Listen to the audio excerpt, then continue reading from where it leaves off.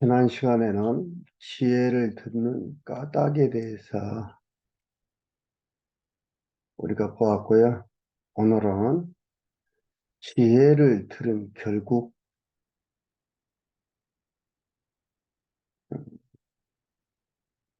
잠언 8장 32절에서 9장까지 나와 있습니다. 그러니까 듣는 잠언에 대해서 우리가 보는데 듣는다는 게, 이 정보라는 게 이렇게 중요합니다. 듣는 걸 통해서 마음이 형성이 되고, 마음의 형성을 통해서 주의 주장이 나오고 사상이 나오죠. 그리고 그 사상 속에서 삶이 나오는 겁니다. 어느 날 갑자기 삶이 나오는 게 아닙니다. 듣는다는 게 중요합니다. 지혜를 듣는 잠언을 우리가 공부하는 가운데 지난 시간에는 듣는 까닭을 배워봤고, 이번 시간에는 반가로 두 번째로 지혜를 들은 결국은 뭐예요? 망하고 흥하고 그 길을 가게 된다 이 말이에요. 내가 가고 싶어 가는 게 아니고 그것을 통해서 들어서 결국은 이렇게 나타난다 이 말입니다. 나의 의지적 결단이 독립적 의지적 결단이 아닌 지혜로 인한, 지혜를 들은 걸로 인한 결단이 되는 거예요. 그런데 이 지혜를 듣는 것도 아무나 듣는 게 아니죠. 하나님께서 부르신 하나님의 백성들은 이 지혜를 듣습니다. 그러나 하나님이 유기한 백성들은 듣지 않고 그 길을 갑니다. 겉으로 나타난 현상을 보면서 그것이 크게 보이기 때문에, 그것이 옳은 것 같기 때문에 그쪽으로 갑니다. 그러나 결국은 멸망이라는 것을 여기에서는 얘기를 하고 있습니다. 그럼 첫 번째로 잠언 8장 32절에서 9장 6절까지 어리석은 자 훈계입니다. 이건 우리가 잠언을 보면서 지식, 훈계, 명철, 근신 이러한 말들이 나오는데, 이 모든 말들은요 지혜라는 것 속에 다 포함이 되어 있습니다. 지혜라는 것 속에 다 포함이 되어 있는 것들이에요. 그럼 8장 32절에서 36절까지 지혜를 듣는 자 복이 있어 생명을 얻을 것을 가리킵니다. 여러분, 우리가 앞에서 말씀을 드렸었죠. 지혜란 잔꾀 부르는 게 아니다. 지혜는요, 창조하기 전부터 있었습니다. 지혜란 우리가 머리가 잘 써가지고 어떠한 어려움을 용케 피해가는 게 지혜가 아닙니다. 지혜란 창조한 것이 아닙니다. 창조 전부터 이미 있었습니다. 우리 입장에서는 지혜를 어떻게 보느냐?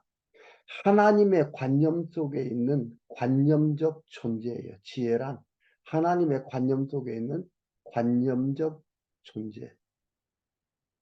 영혼적 입장에서는 어떠냐? 영혼적 입장에서는 실제적 존재예요. 실제적인 존재인데 우리 입장에서 보면 관념적 존재다 이 말이죠. 하나님의 관념 속에, 생각 속에 있는 거다. 이게 지혜다 이 말이에요. 하나님의 사상, 계획, 로고스를 말하는 거죠. 그래서 하나님께서 만사 만물을 주관하는 것을 아는 거, 언약대로 섭리해 가시는 것을 주관해 가는 것, 언약대로 섭리한다는 건 주관한다 이 말이거든요. 아는 것입니다. 총체적인 총체적인 역사 경륜의 이치를 깨닫고 선악을 분별하는 마음의 상태가 바로 지혜입니다. 지혜란 말이 계속 나오고 거기에 지식도 나오고 훈계도 나오고 명철도 나오고 근시도 나오는데 지혜 빼놓은 이 모든 것들은 그 안에 속한 것들. 지혜가 근본이고요. 지혜에 의한 지식, 훈계, 명철, 근신이 있습니다. 곧 8장 32절 아들아 이제 내게 들으라. 내게라는 건 솔로몬이 르호보암한테 하는 얘기죠. 그런데 이것은 솔로몬인데 이는 지혜로 이해해야 됩니다. 내게 들으라. 내 도를 지키는 자가 복이 있네. 도라는 것은 하나님께서 정해 놓으신 길입니다. 내 도를 지키는 자가 복이 있느니라. 지혜를 들으라. 하나님을 알게 되면은 그 도를, 그 길을 간다 이 말이에요. 그 길을 가게 돼 있어요. 여러분 이거 잘 이해를 해야 됩니다. 뒤에 보면은 만일에 나오는데 만일이라는 것은 우리의 선택을 말하는 것이 아니고 지혜 하나님께서 주신 그 지혜에 의해서 선택되어지는 것들을 얘기합니다. 내 도를 지키는 자가 복이 있느니라. 훈계를 들어서 지혜를 얻으라. 같은 줄기에서 나온 거기 때문에 훈계를 들어도 하나님의 뜻을 쫓아 살아가게 하는 건데 가르침이고 권고거든요. 그러니까 이렇게 결국은 그것도 지혜라는 뿌리에 대해 있다 이 말입니다. 그러니까 지혜를 얻게 된다는 거죠. 지혜를 얻느니라. 그것을 버리지 말라. 누구든지 내게 들으며 날마다 내 문 곁에서 기다리며 왜 문 곁에서 기다리라는 얘기를 하나. 옛날에는 왕들이 백성을 성문에서 가르쳤다고 합니다. 성문에 앉아서 성문 곁에서 백성들을 가르쳤다고 해요. 옛날에는요. 그러니까 여기서 문 곁에 기다리며 문설주 옆에 기다리는 자는 복이 있나니 대저 나를 얻는 자는 르보암이 가야 하는 가는 길입니다. 르보암 길로 가는 것. 나를 얻는 자는 생명을 얻고 여호와께 은총을 얻을 것입니다. 그러니까 지혜가 듣고 깨닫고 거기에서 지식이 생기고 명철이 생기고 근신이 생기고 훈계를 받아서 가게 됩니다. 그러나 나를 잃는 자의 영혼을 나를 잃는 자는 그 뭐예요? 북쪽 이스라엘의 여로보암의 길이에요. 나를 잃는 자는 나가 뭐예요?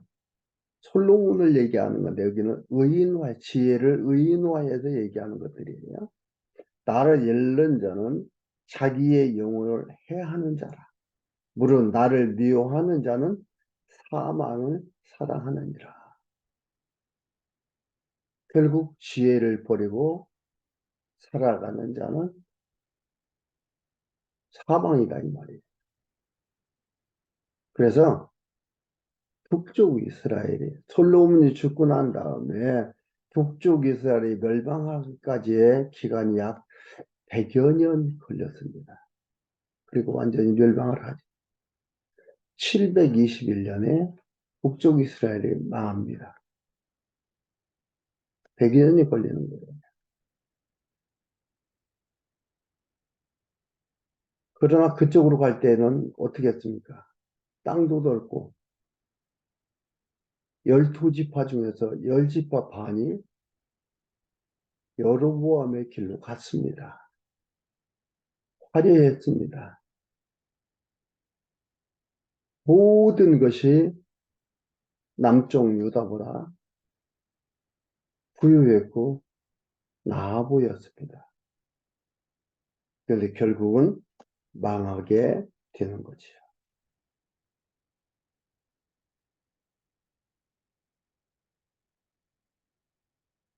그리고 9장 1절에서 6절까지는 지혜가 상을 갖추고 어리석은 자를 권고함을 가리킵니다. 지혜가 상을 갖추고 어리석은 자를 권고함을 가리킵니다. 지혜가 그 집을 짓고 일곱 기둥을 다듬고 짐승을 잡으며 포도주를 혼합하여 상을 갖추고 그 여종을 보내어 성중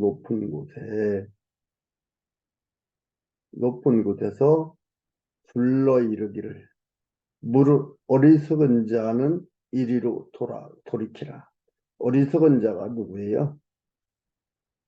북쪽 이스라엘 백성이에요. 여기에서 그러면 지혜가 집을 짓고 여종을 보내요. 여종을 보낸다는 것은 여호와의 선지자죠. 그러니까 이것은 뭐냐면 여호와 하나님께서 언약대로 다윗 왕가의 풍요로움, 즉 다윗 왕가를 따라가는 자들의 풍요로움을 얘기합니다. 눈에 볼 때는 북쪽 이스라엘 여로보암의 길이 풍요로워 보였지만 결국은 하나님께서 언약하신 대로 다윗 왕가의 풍요로움을 얘기합니다. 사무엘하 7장 2절에서 12절까지 하나님께서 언약을 하시고 사무엘하 8장에서 열왕기상 왕당 11장까지 보면은 그 이루어 주십니다. 풍요로움을 이루어 주십니다. 그러니까 지혜를 잘 들어서 이루어 가라. 근데 이게 하나님께서 나는 안 들으려고 하는데 그게 아닙니다. 하나님께서 듣게 하셔서 하나님이 이루어 가신다 이 말이에요. 이게 언약이라 얘기하는 것이라 얘기했습니다. 언약대로 다윗 왕가를 세워서 견고하고 영화롭게 한다는 것. 그 모습이 여기서 보여주는 거예요. 그러면서 얘기하기를 어리석은 자는 이리로 돌이키라. 또 지혜 없는 자에게 이르기를 마찬가지입니다. 북쪽 이스라엘 백성들입니다. 너는 와서 내 식물을 먹으며 내 혼합한 포도주를 마시고 어리석음을 버리고 생명을 얻으라. 명철의 길을 행하라 하느니라. 생명의 길이다. 생명이 여호와 하나님께 있지 부유함에 있는 게 아니고 물질에 있는 게 아니고 분달에게 있는 게 아니고 영토에 있는 것이 아니다. 여호와 하나님께 있다는 것을 여기에서 보여주고 있는 겁니다. 여로보암을 따르는 어리석은 백성들 또한 지혜 없는 자들에게 말을 하고 있습니다.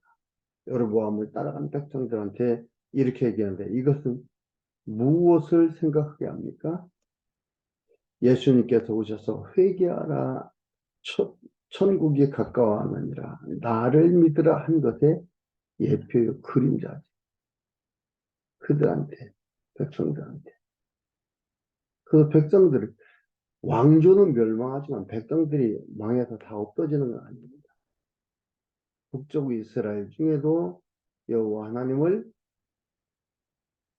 믿고 따르는 자들이 있는 것이고 생기게 되는 것들이고, 그들이 사모하는 가운데서 결국은 하나로 이루어져 가게 되는 거지. 그리고 9장 7절에서 18절까지는 지혜를 더하는 훈계입니다.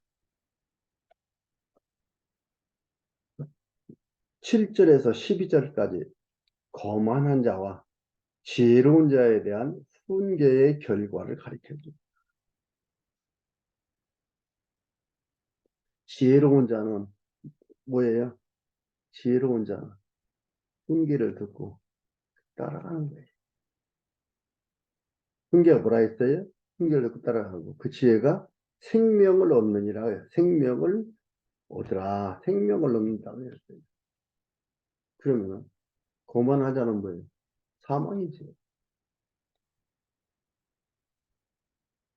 7절 봅니다. 거만한 자를 징계하는 자는 도리어 능욕을 받고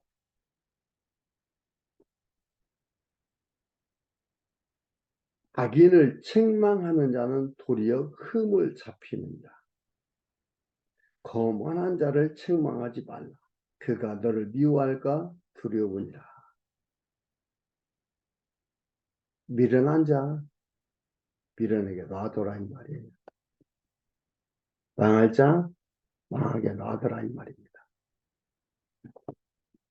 그러면서 지혜 있는 자를 책망. 그가 너를 사랑하리라.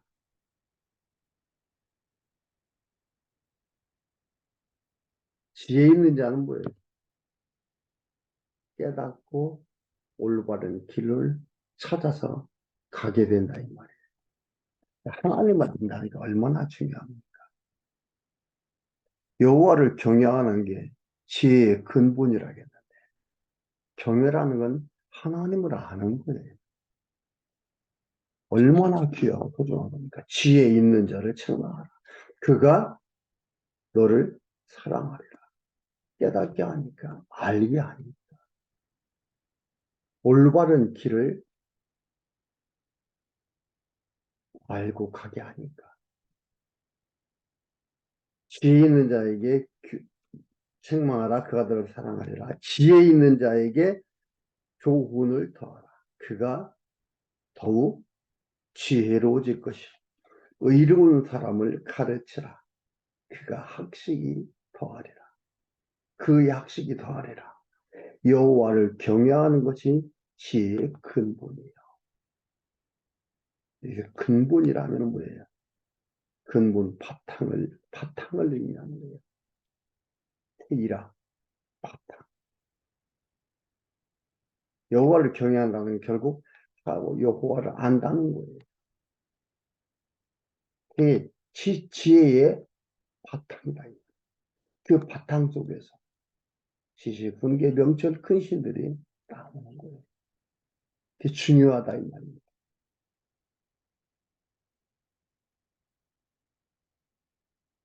그러니까 성경을 올바르게 깨닫는 올바른 성경관을 갖게 되는 거예요. 얼마나 중요한지 모릅니다.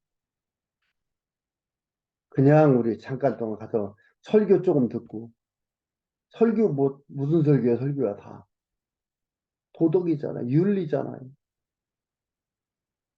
그거 듣고서 예배 드렸으니까 하나님이 기뻐하실 거야. 밖에 나와서 하려고 하면은 삶 속에서 부딪히는 일들은 뭐예요? 도덕 윤리적으로 못 가거든요. 그러니까 갈등하는 거예요. 그러니까 교회 와서 회개하고 연보하고 그리고 또 가고, 이 반복되는 상. 아무 성장이 없어요. 그러다 보니까 모든 종교가 비슷해지고,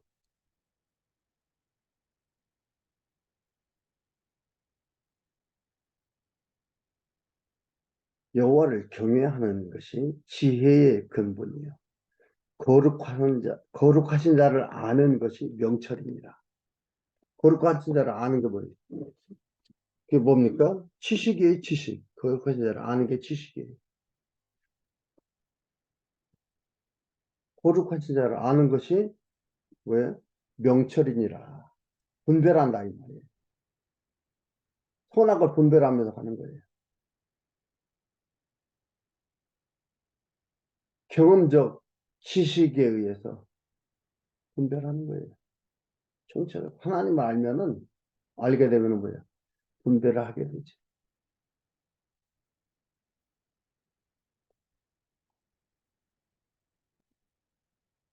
나, 지혜로 말미암아 내 날이 많아질 것이요. 그러니까 그게 뭐예요? 지혜. 네. 내 날이 많아질 것이요. 내 생명의 해가 더하리라. 우리의 일반 생명도 건강할 수밖에 없어요. 갈등, 불평, 불만, 짜증, 외로움, 이런 것들이 없어지는 거잖아요.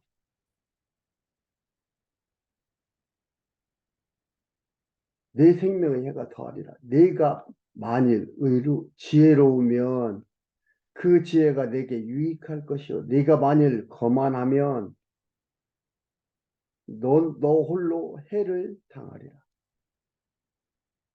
그러니까 이것만 읽으면은, 그러면은 지혜와 거만을 내가 선택해야 되겠구나. 이렇게 되면 이렇게 된다고. 앞에서부터 나온 게 있잖아요. 내가 지혜를 선택하고 거만을 선택하지 않는 것이 아니라 지혜가 우리를 지혜롭게 한다. 지혜가 어떤 걸 깨닫고 지혜가 우리를 지혜롭게 하는 거예요. 깨닫게 하는 거예요. 그래서 선택하며 가도록 하는 것들입니다. 그러니까 하나님의 말씀은 선언이지 우리의 선택이 있어야 선택으로 말미암아 되어지는 것들이 아니에요. 하나님의 말씀은 선언입니다. 우리의 선택이 아니에요. 만일이 들어있다 해서 이건 선택이구나 하면 안 돼요. 앞에서부터 계속 나왔잖아요. 하나님의 백성 결국은 남쪽 유다 르호보암을 따른 자들 그리고 가잖아요. 가게 돼 있어요. 여로보암을 따른 자들은 북쪽으로 가게 돼 있어요.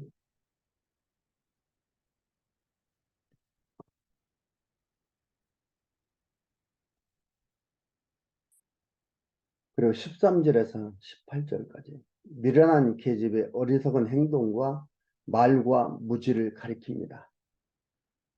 미련한 계집이라는 것도 역시 뭐예요? 북쪽 이스라엘을 얘기합니다. 어리석은 행동과 말과 무지를 가리키는 거예요. 13. 미련한 계집이 여기서 미련한 계집이라는 북쪽 이스라엘을 얘기하는데 미련한 계집이라는 뜻은 유혹하다, 유혹한다, 자기 길로 따라오라고 유혹한다, 곁길로 가다 이런 뜻이에요. 이건 뭐예요? 음녀라는 뜻과 같은 겁니다. 자기 중심으로 불러서 자기에게 충성케 하는 자. 이게 미련한 자다 이 말이에요. 우리가 그리스도에게 중매하는 것이지 내 사람이 아니에요. 그런데 우리는 내 사람으로 보는 거죠. 그리스도에게 중매하는 겁니다. 미련한 자는 내 사람을 만들려고 하는 거죠. 나를 따라와라. 유혹하는 걸 얘기합니다. 미련한 계집이 떠들며 어리석어서 아무것도 알지 못하고 자기 집 문에 앉으며 성읍 높은 곳에 있는 자리에 앉아서 자기 길을 바로 가는 행각을 불러 이르되 자기 길을 바로 가는 건 뭐예요? 르호보암의 길로 가는 거, 르호보암을 따르는 거, 다윗의 길을 가는 거, 그걸 부른다 이 말이죠. 행객을 불러 이르되 무릇 어리석은 자는 이리로 돌이키라. 또 지혜 없는 자에게 이르기를 도둑질한 물이 달고 몰래 먹는 떡이 맛이 있다 하는데 자기 따르라는 거죠. 눈에 보이는 걸로 판단하라는 거죠.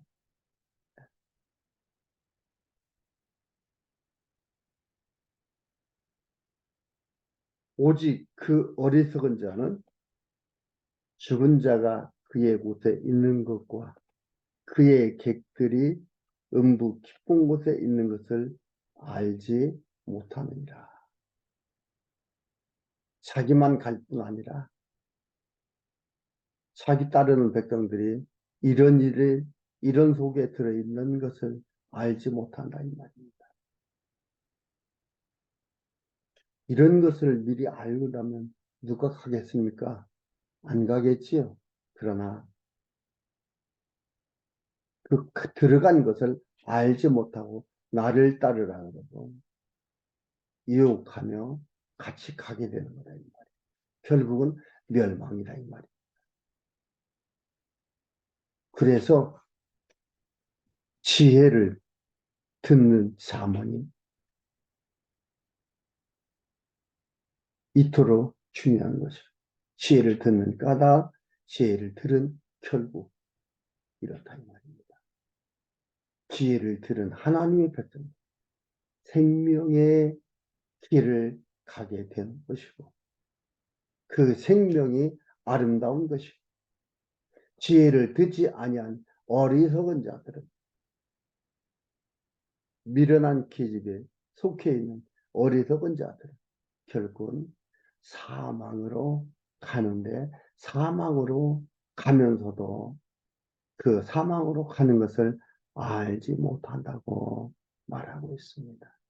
여러분, 우리가 사망의 길이 아닌 어리석은 자의 길이 아닌 지혜의 길로 가도록 불러주시고 우리를 하나님 백성 삼아주신 여호와 하나님께 또 그것을 확증해 주시고 확증해 주신 우리 주 예수 그리스도 또한 그 말씀을 깨닫고 나가도록 계속해서 우리 마음속에서 우리 마음을 사로잡아 기억나게 하고 바라보게 하는 성령 하나님의 역사가 있음에 감사하며 또한 여러분들도 이러한 역사 속에서 살아가는 귀한 삶이 있기를 간절히 바랍니다.